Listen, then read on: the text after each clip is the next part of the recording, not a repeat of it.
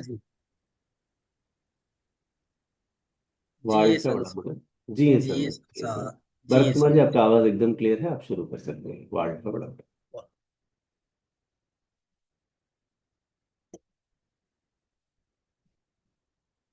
आज का शीर्षक है सद्गुणों का मूल्य। जीवन के प्रारंभ से लेकर अंत तक मनुष्य के भीतर अच्छा बुरा हर तरह के गुण व्याप्त रहते हैं। परिस्थितियों के अनुसार, अपने सोच के अनुसार, अपने व्यवहार के अनुसार, जिसके साथ संगत है उसके अनुसार, पारिवारिक, सामाजिक और कर्म क्षेत्र के अनुसार मनुष्य अपने जीवन में उन मूल्यों को आत्मसात कर लेता है जिसके आधार पर उसका व्यक्तित्व निखर कर एक लक्ष्य उन्मुखी जीवन जीने की कला वो सीखता है। जिस प्रकार विवाह के बंधन में 16 संस्कार है, जिस प्रकार कलाओं में 64 कलाएं हैं, उसी प्रकार जीवन को जीने के लिए जिन मूल्यों की आवश्यकता है, जिसके माध्यम से हम समाज, पर्यावरण एवं विश्व को एक संदेश दे सकते हैं, उसी की परिकल्पना हम यहाँ देखने जा रहे हैं।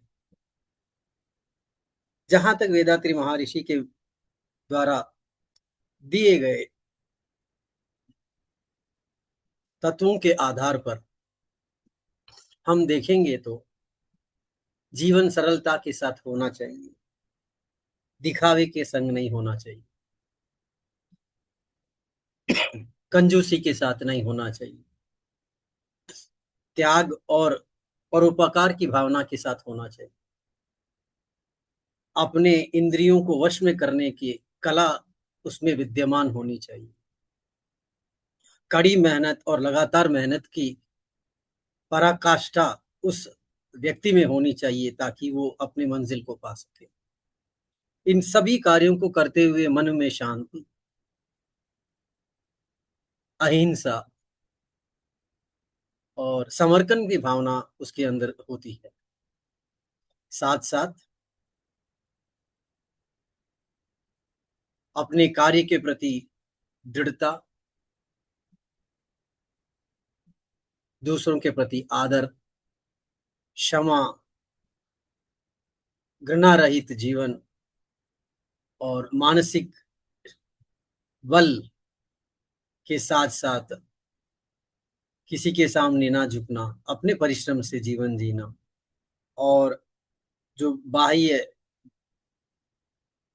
सुदृढ़ शरीर है उसके अंदर एक तेजस की भावना रखना, ऐसे मूल्यों को स्वामी जी ने हमारे सम्मुख रखा है। हम एक एक करके उन मूल्यों पर अपना विचार देखेंगे। आजकल के जमाने में लोग दिखावा ज्यादा करते हैं और दिखावे के कारण बहुत से ऐसे अनैतिक विचार, अनैतिक भावना, अनैतिक रूप उसके जीवन में आ जाते हैं।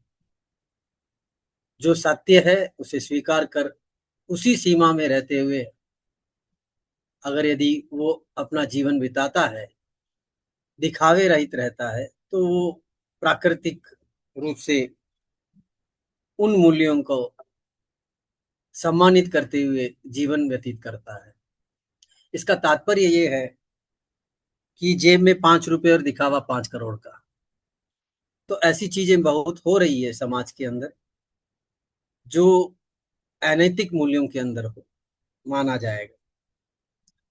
तो इस पहले पड़ाव को हम समझें कि यथा स्थिति है उसी का हम बताएं। उसमें हिंदी के मुहावरों के अनुसार मिर्च मसाला ना डालें, तो ऐसी चीजों को हमें पालन करने की आवश्यकता है। आप ये सभी जानते हैं कि हर व्यक्ति किए हुए कार्य के लिए एक प्रोत्साहन, एक शाबाशी चाहता है। वो चाहता है कि मेरे द्वारा किए गए कारण ही ये सफलता हुई। लेकिन वो वहां भूल जाता है कि एक पेड़ से बारिश नहीं हो सकती, जंगल होने की आवश्यकता है, सबको साथ में लेके चलने की आवश्यकता है। यदि अगर उसके अंदर दूसरों को नीचे दिखाने की यदि भावना है, तो वो आगे चलकर घृणा और बदले की भावना में बदल जाएगी, जो इन मूल्यों के विपरीत गुण माना जाएगा। अपने भीतर छिपे हुए उन सक्षम कलाओं के माध्यम से उसकी क्षमता के अनुसार वो अपना कार्य करेगा और सीमित विचार के साथ रहेगा, तो आने वाले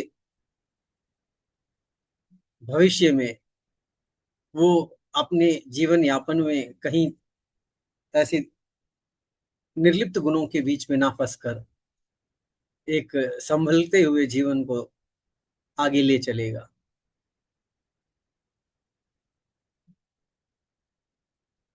हिंदी का एक मुहावरा जिसमें ये कहते हैं कि थोता जना बाजे घना। तो अगर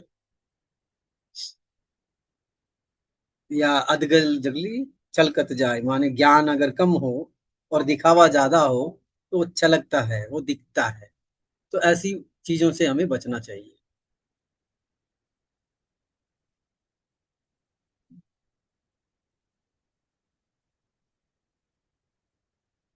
कबीरदास जी का एक दोहा है जिसमें ये कहते हैं कि पानी बाड़े नाव में, घर में बाड़े दाम, दोहों हाथ उलझिए यही सज्जन का काम। माने ईश्वर किसी व्यक्ति को धन धान्य से संपन्न करता है, तो उसका ये कर्तव्य होता है कि वो समाज के प्रति अपनी उदारता, अपनी दयालुता और अपनी करुणा के साथ अपने पास जो है उसको बांट कर दूसरों के जीवन में भी खुशियां भरने का कार्य करे। यदि वो व्यक्ति हर चीज को अपने लिए रखता है और स्वार्थ जीवन जीता है, तो उसके भीतर भी बहुत से दुर्गुण व्याप्त होंगे, जलन होगी, दूसरों को कमजोर दिखाने की, अपने आप को बढ़ा चढ़कर दिखाने का जो कार्य है वो करेगा। ये अनैतिक मूल्य है। इससे उभरने के लिए व्यक्ति को दिल खोलकर जिस तरह से हम समाज के उत्थान के लिए कार्य कर सकते हैं, चाहे वो शारीरिक हो, धन के रूप में हो, पौरुष के रूप में हो या मेहनत के रूप में हो, जरूर करना चाहिए, ताकि हमारे भीतर छिपे उन अवगुणों को आराम से हम दूर कर सकते हैं। जिस किसी भी कार्य में हम जुड़े हुए हैं, उस कार्य को परिपूर्ण रूप से, निस्वार्थ रूप से करना हमारा परम कर्तव्य है। तभी उस कार्य को हम सफलतापूर्वक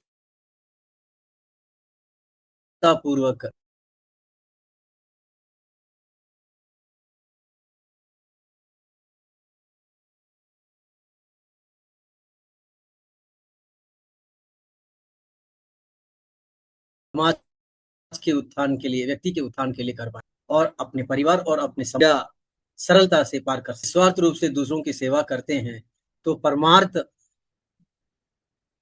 की सेवा में ईश्वर हमारे लिए जब आवश्यकता हो अपने आप कार्य करता है। इसीलिए हमें ये सोचकर कार्य करना चाहिए कि हम हमेशा दूसरों को निस्वार्थ भाव से सेवा करें।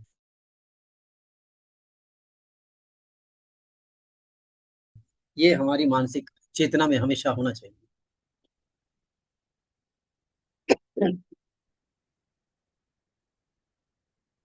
पांचवा गुण, स्वयं पर काबू। काबू किस चीजों पे काबू? अपने इंद्रियों पर काबू, अपने व्यवहार पर काबू, अपने शब्दों पर, अपने आचरण में काबू। आज समाज में व्याप्त इन्हीं मूल्यह्रास के कारण बहुत सी घटनाएं हम देख रहे हैं। जिन मूल्यों की आवश्यकता हर मानव के जीवन के कल्याण के लिए है, उससे लोग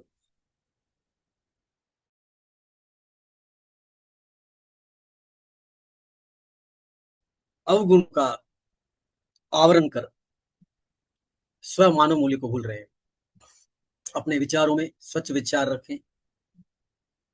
व्यक्ति यदि विचार, शब्द और व्यवहार को प्रति जागरूक है, तो अवश्य ही उसके जीवन में सफलता और उत्थान का मार्ग हमेशा खुला रहता है।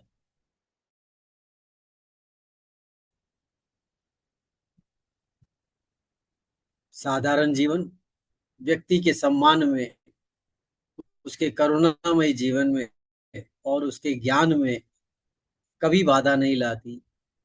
यदि वो इसके विपरीत चलता है, तो उसे वो अंधकार भरा जीवन प्राप्त होता है। आज हर चीज के लिए मानव के भौतिक शोध के कारण हर चीज के लिए साधारण व्यवस्था का कार्य चल रहा है। आटे की चक्की जो आज से 50 साल 100 साल पहले पीसी जाती थी, आज मशीन में हो रही है। तो कार्य करने वाली क्षमता शरीर से जो होना चाहिए, वो धीरे धीरे कम होता है। साथ ही कार्यालयों में बैठकर काम करना, तो उससे मनुष्य जो है थोड़ा सा आलसीपन ले आता है। तो उसे हमेशा ये सतर्क रहकर सोचना चाहिए कि जो कार्य मुझे प्राप्त हुआ है, उसे निस्वार्थ रूप से अपने लक्ष्यों की ओर निरंतर प्रयास करते रहना चाहिए और कड़ी से कड़ी मेहनत करनी चाहिए। तभी मानसिक विकास और स्वयं का विकास संभव है। शांति जीवन के हर कार्य में, हर समय अगर मन शांत हो, तभी हम किसी भी कार्य में पूर्णतः सफलता प्राप्त कर सकते हैं। वेदात्री महर्षि के दिए गए तत्वों के आधार पर देखेंगे तो मन को शांत करने के लिए, शरीर में बाधाओं को दूर करने के लिए, मानसिक और आध्यात्मिक चेतना के लिए स्वामी जी ने क्रमबद्ध पद्धतियों का सरोकार किया गया है। जिसमें हम ये देखेंगे तो शरीर के लिए सरलीकृत व्यायाम, मन के लिए ध्यान, और शरीर, मन और आध्यात्मिक चेतना के लिए कायकल्प योग के साथ साथ आत्मनिरीक्षण करते हुए हम शांति पा सकते हैं।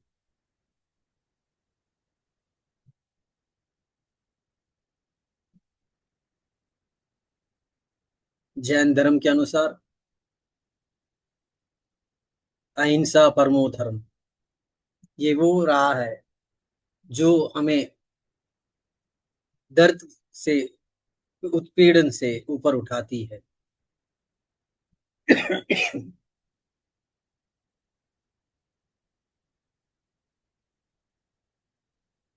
स्वामी जी के द्वारा दिए गए तथ्यों के आधार पर हम ये देख सकते हैं कि हम अपने जीवन काल में किसी भी व्यक्ति के शरीर या मन को कष्ट नहीं देंगे, यथासंभव दूसरों के दुख को दूर करने की कृपा करेंगे। तो ये एक साधारण वाक्य है, लेकिन इसमें बहुत गहरी बात छिपी हुई है, जो मानव मूल्य के उत्थान के लिए एक बहुत बड़ा गुण है कि दूसरों के दुख को दूर करने के लिए हम हमेशा तत्पर रहें और हमारे द्वारा किए गए कर्मों के द्वारा किसी को कष्ट या पीड़ा ना हो। तो ऐसे सुंदर मूल्य, अहिंसात्मक मूल्य हर एक व्यक्ति को अपने जीवन यापन में, आचरण में लाना चाहिए।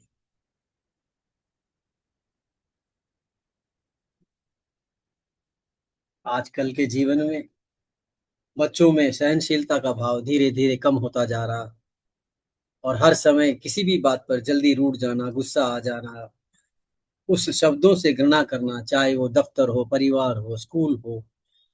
तो वहां पे ये भाव बच्चों में जागृत करने की आवश्यकता है कि संयम से बहुत सी चीजों को संभाला जा सकता है।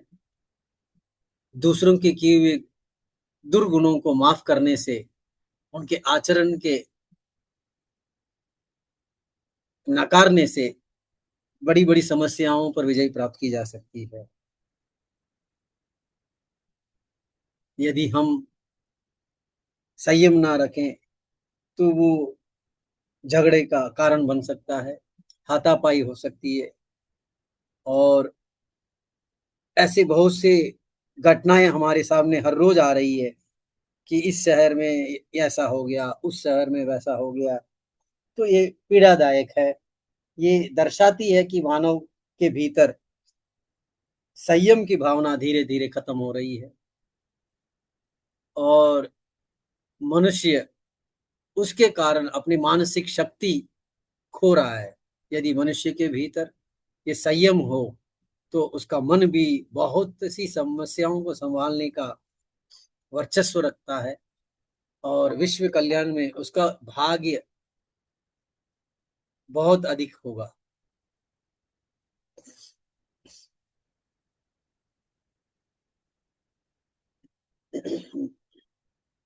यदि हम किसी कार्यालय में काम कर रहे हैं तो उसके प्रति हमें हमेशा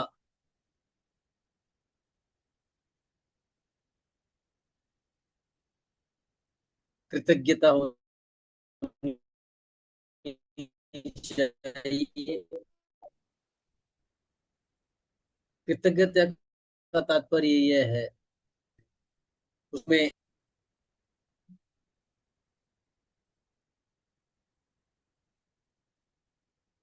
सत्य निष्ठा के साथ, ईमानदारी के साथ, नैतिकता के साथ कार्य करें।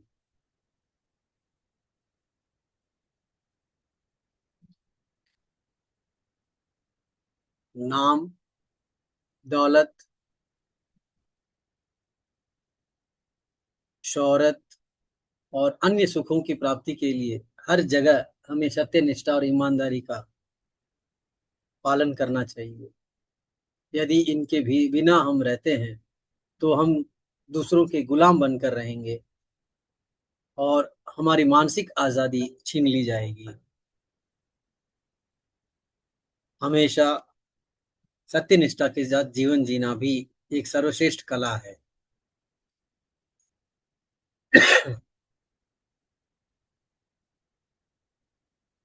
आज झूठ पर हर चीज चलती है, लेकिन हमेशा भारत के मूल सिद्धांतों में सबसे प्रमुख बात यह है कि सत्यमेव जयते, सत्य की हमेशा विजय होती है। सत्य शब्द, सत्य कार्य हमेशा दिखाई देते हैं। यदि वो कितने भी छिपाने की कोशिश करें, वो छिपते नहीं है।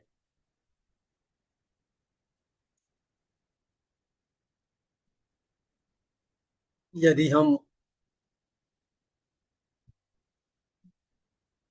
झूठ का सहारा लेकर जीवन जीते हैं तो हमारे भीतर का खोखलापन, माने एम्प्टीनेस, आराम से दिखाई देता है। हमारे हर कार्य में, व्यवहार में, बोलचाल में, सोच में हमेशा सत्य का पालन होना चाहिए। उसके कारण व्यक्तिगत और अन्य सभी व्यक्तियों के लिए लाभ हो सकता है। कभी कभी कहते हैं कि सत्य जो है कड़वा होता है, लेकिन वो सत्य सत्य ही है। अतः हमें ये हमेशा ध्यान रखना चाहिए कि एक झूठ से हजार झूठ की एक कड़ी बन जाती है, और एक सत्य से बहुत से राज अपने आप खुल जाते हैं। तो ये सत्य का इतना बड़ा महत्व है, और सत्य हमेशा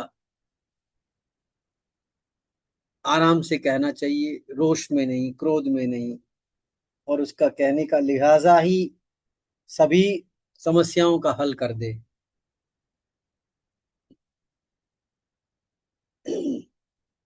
एक दूसरों के प्रति सम्मान,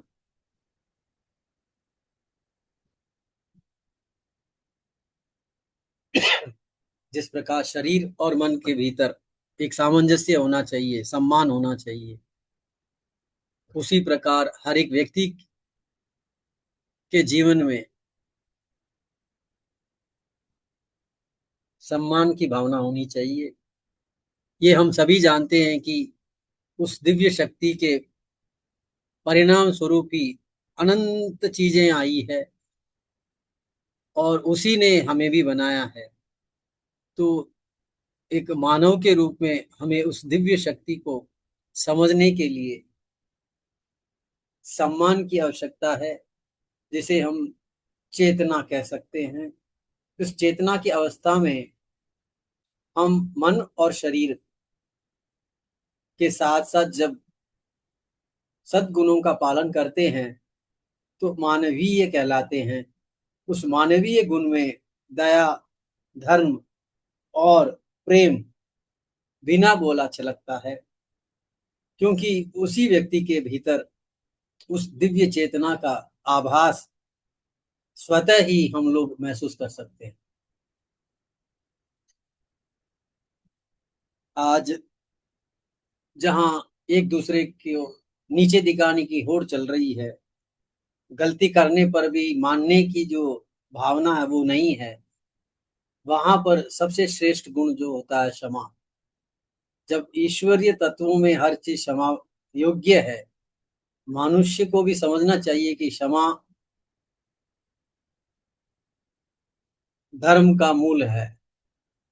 क्षमा से ही हम बुरी चीजों पर विजय प्राप्त कर सकते हैं, और उन्हीं से हम सहयोग प्राप्त कर विश्व कल्याण के लिए कार्य कर सकते हैं।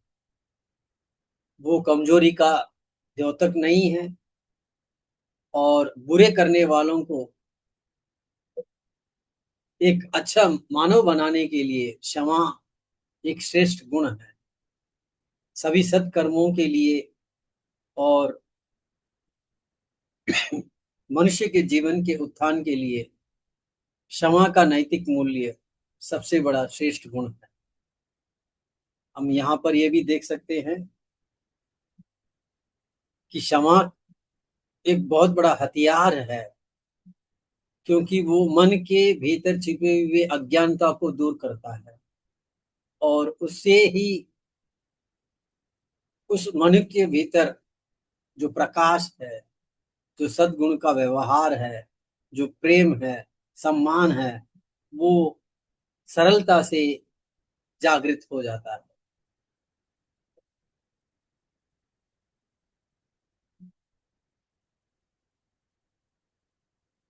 घर में दो बच्चे हैं, माँ छोटे वाले को यदि ज्यादा प्रेम दे तो बड़ा वाला बच्चा रूठ जाता है, उसके भीतर जलन की भावना जागृत होती है। इसका कारण यही है कि उसके भीतर संयम नहीं है, समझदारी नहीं है।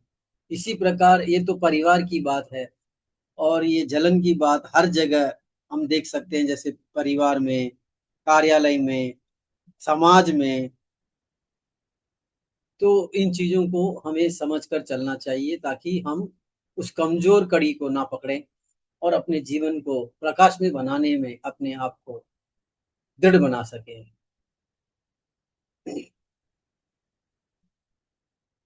घृणा के भाव से त्याग करने से हम दूसरों की भलाई के प्रति, अपने सफलता के राह पर हमेशा अपने आप को सक्षम पाएंगे। वो एक जरूरी गुण नहीं है, अर्थहीन है, और जिसके कारण हम अपने आप को कमजोर, भय, भीत और एक अलग थलग पाते हैं। उसको दूर करने बहुत आवश्यक है। मन के भीतर के संशय को दूर करना भी हर एक व्यक्ति का परम कर्तव्य है।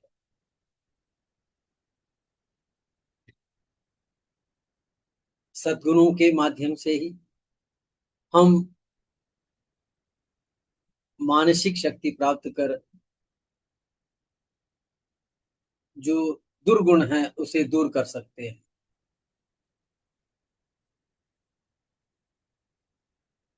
सत्कर्मों के द्वारा ही अपने मन और शरीर से अपने इंद्रियों पर काबू कर हम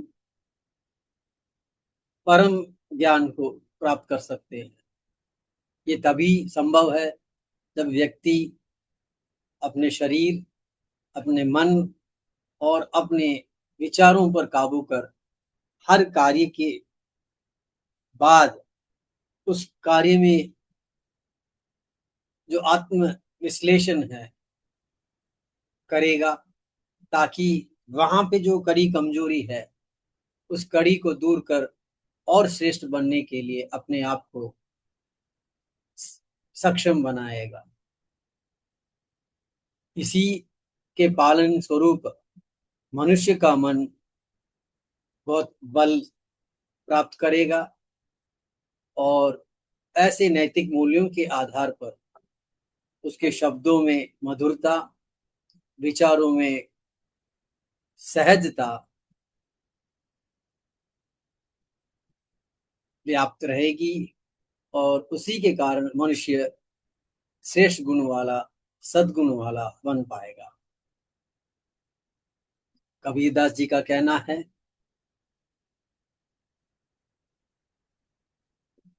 मांगन सो बरे भरा, ना कोई मांगे भीख, उनते पहले वे मुए, जिस्म जाए नाही। इसका अर्थ है, जो सर्वशक्तिमान है वो हर व्यक्ति के सक्षमता के अनुसार, उसकी मेहनत के अनुसार, उसके कर्म के अनुसार, उसके व्यवहार और शब्दों के अनुसार उसकी आवश्यकताओं की पूर्ति करता है। इसीलिए हमें दूसरों के सामने हाथ नहीं फैलाना चाहिए, बशर्ते अपने कर्मों के आधार पर, अपने मेहनत के आधार पर, अपने विचारों के आधार पर हमारी कमियों को दूर कर आगे बढ़ना चाहिए और भविष्य को ध्यान में रखते हुए अपने कर्मों में परिवर्तन लाना चाहिए, ताकि वो किसी भी रूप में कमजोर ना हो, असक्षम ना हो और अपने जीवन को सद्गुणों के भंडार से परिवार को, स्वयं को और समाज को एक श्रेष्ठ मानव के रूप में अपना जीवन यापन कर सके। आज हम ये देख सकते हैं कि विश्व भर में जो राजनीतिक दल है वो मानसिक रूप से समाज को कमजोर करने का कार्य करती है। लोगों को बिना मेहनत किए हर चीज प्राप्त हो रही है, तो ये एक श्रेष्ठ कार्य नहीं माना जाएगा। लेकिन यदि व्यक्ति अपनी क्षमताओं के अनुसार मेहनत कर जो भी फल प्राप्त करता है और जीवन यापन करता है, तो वास्तव में वो उसका पात्र होगा और उस पात्र से प्राप्त होने वाले फल से उसका जीवन सफल, सुंदर और सम्माननीय होगा। अतः स्वामी जी का भी यही कहना है कि हर एक व्यक्ति को मेहनत करनी चाहिए और अपने ज्ञान, बुद्धि और मेहनत के आधार पर जो उसे फल प्राप्त होता है उसी के साथ उसका जीवन पालन होना चाहिए। इस विश्व में जितनी भी चीजें हैं वो परमपिता परमेश्वर द्वारा दी गई चीजें हैं, वो दिव्य शक्ति के द्वारा बनाई गई चीजें हैं। तो हर चीज का सम्मान करना एक श्रेष्ठ गुण है और अन्य को नकारना वो गलत है। इसीलिए चाहे वो जीव हो, पेड़ हो, पत्थर हो, हर चीज को सम्मानित रूप से हमें देखना चाहिए और उसमें जो भी नकारात्मक चीजें हैं, जो विचार उत्पन्न होता है उसे त्याग देना चाहिए। इसीलिए गांधी जी के 3 बंदरों को हम हमेशा याद करें, अच्छा सुनना है, अच्छा बोलना है और अच्छा देखना है। तो इसके साथ साथ में हम ये भी जोड़ सकते हैं कि अच्छा सोचना भी है, और अच्छे लोगों के साथ हमारा संपर्क बना रहे, ताकि हम अपने जीवन में सद्गुणों के साथ जी सकें। तो इन चीजों का पालन हमें एक सुंदर जीवन बनाने में साथ देगा। इन्हीं शब्दों के साथ मैं अपने वाणी को विराम देता हूँ। जिए संसार, जिए संसार, जिए संसार।